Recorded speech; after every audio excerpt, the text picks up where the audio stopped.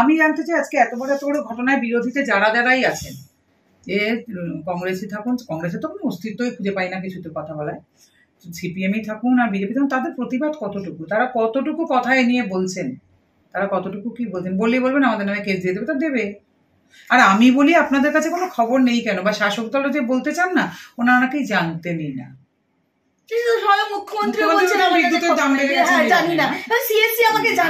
আমার কথা তাহলে আপনাদের প্রশাসনের কি হলো?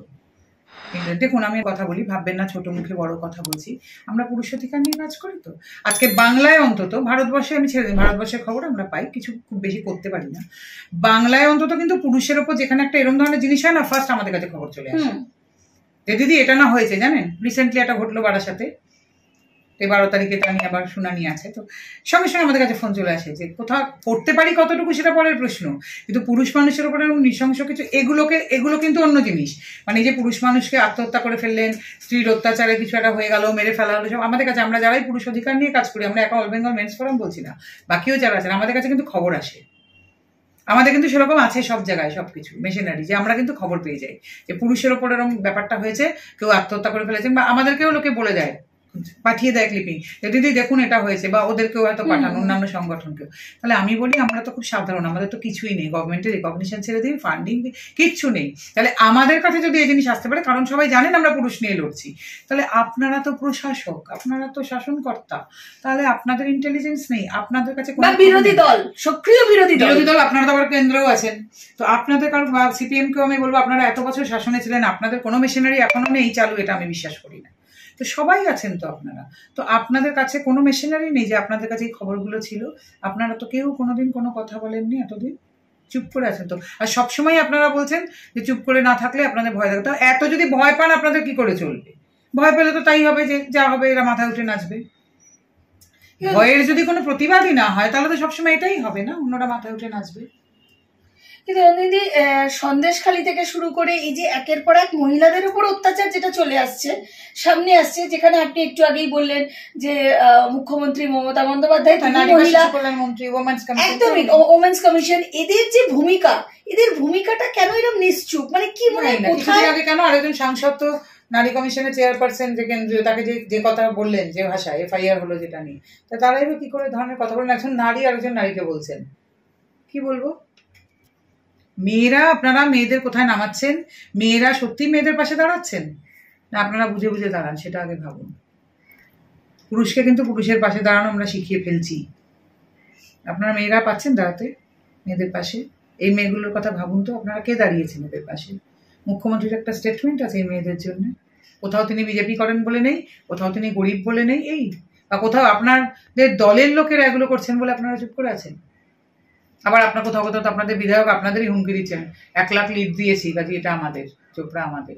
বিভিন্ন জায়গায় লোকে বিভিন্ন লিড দিয়েছেন বলে আপনাদের বলছেন, আপনারা চুপ করে আছেন। আর আমি বিরোধী দলকেও বারবার বলবো যে আপনাদের কিন্তু ভূমিকাটা সঠিক না। সে আমাকে রেগে যেতেই পারেন, আমাকে আজে বাজে কথা বলতে পারেন, কারণ আপনারাও কিন্তু খুব চুপ, মানে এটার জন্য যে এগ্রেসিভ হওয়া উচিত ছিল আপনারা কিন্তু খুব নয়।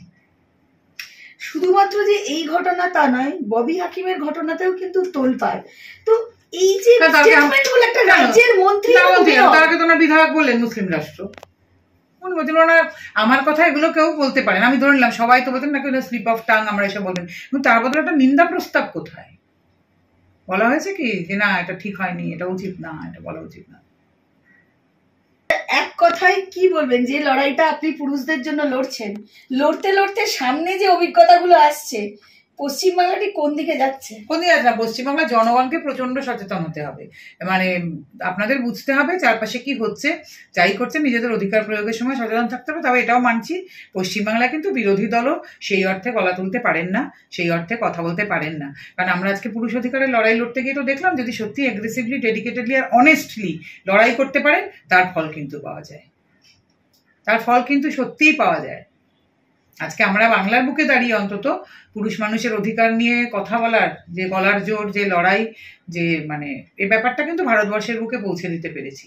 কাজে আমার মনে হয় যে কোনো লড়াই, আমরা না এটা নিয়ে লড়ি, কিন্তু সবাইকে এটা বুঝতে হবে, বিরোধী দলেদেরও বলতে চাই, সবাইকে বলতে চাই, যদি মনে করেন সত্যিই লড়বো অনেস্টলি, ডেডিকেটেডলি অ্যান্ড অ্যাগ্রেসিভলি, সেই লড়াই কিন্তু ভীষণ তীক্ষ্ণ হতে হবে এবং সেটা নিয়েই পড়ে থাকতে হবে। কোনো ভেস্টেড ইন্টারেস্ট নিয়ে যদি সে লড়াই লড়তে চান, কোনোদিন সেটা হবে না। আর মানুষও আপনাদের বিশ্বাস করবে না, এটা কিন্তু সবার আগে বলতে চাই। মানে এই ফল কি তাহলে এই যে নির্বাচনের যে ফলাফল হলো কিছুটা কি তাহলে বুঝিয়ে দিয়েছে বিরোধী দলদের? হ্যাঁ ডেফিনেটলি, কারণ বিশ্বাস করতে পারছেন না তো মানুষ। আজকে কিন্তু সবাই বিশ্বাস করেন যে আমরা পুরুষ মানুষের জন্য লড়াই করবো, কিন্তু এদের কেউ বিশ্বাস করতে পারছেন না তো, কাউকে বিশ্বাস করতে পারছেন না মানুষের। এরা কখন কে কোথায় পাল্টি খেয়ে যাবেন কেউ জানে না, কারণ এতটাই দল বদলু পরিস্থিতি দেখে তলায় তলায়ও কার সঙ্গে কি বলছেন সেটাও কেউ বুঝতে পারছে না কিছু। বলতে পারেন পশ্চিমবাংলার মানুষ পুরোটাই এখন কনফিউজ। পশ্চিমবাংলা না, মানে সারা ভারতবর্ষের চেহারাটাও তো যে ভীষণ ভালো এরকম না, অন্য রাজ্যের খবর আমরা পাই না, তাই তো অন্য রাজ্যেও কোথাও কি ঘটছে আমরা কি সত্যিই খুব জানি? আমরা তো জানি না কোথায় কি ঘটছে।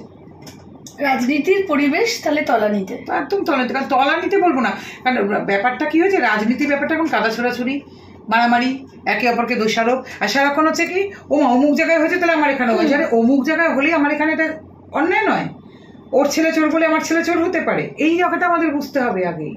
সেদিন শুনছি যে হাসপাতালের এই সমস্ত নিয়ে এত কিছু হচ্ছিল না, কবে করোনার সময় আপনারা ডেড বডি বার করে দিয়েছিলেন, তার জন্য আজকে এখানে চোখের ছানি অপারেশনে চোখের অন্ধ হওয়াটা জাস্টিফাইড। আরে হোয়াট ইজ দিস? এটা হতে পারে না কখনো, ওটাও ভুল এটাও ভুল, এটা মানুন। আপনারা ওটা তুলে আনছেন, এখানে সন্দেশখালী ঘটনা বলি আপনারা হাতরা শূন্য মণিপুরে চলে যাচ্ছেন, ওটাও ভুল এটাও ভুল, দুটোই ভুল, কোনোটাই ঠিক নয়। এই স্বভাব থেকে সবাইকে বেরোতে হবে। ওই পক্ষ বলছেন এটা তাহলে ওটা, আর ওই পক্ষ বলছেন এটা তাহলে ওটা। আরে কেন বারবার বলছি, অন্যের ছেলে চোর বলে আপনার ছেলে চোরটা জাস্টিফাইড হয় না।